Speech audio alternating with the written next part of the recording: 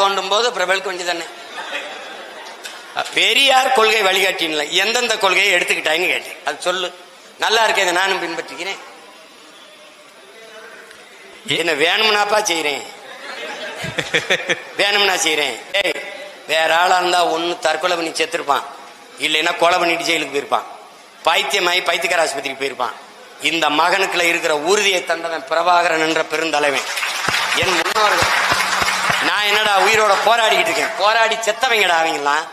நீ வந்து போயிட்டு என்னென்ன இது இவர் அப்படின்ன, இதை தாண்டி ஒரு அரசியல் எடுத்து வை. நல்லா பேசுறாப்லையே தம்பி, நம்மளே ஆதரிக்கலாம். அது முகத்தை பார்த்து என் முகம்தான் போடுங்க ஓட்டு.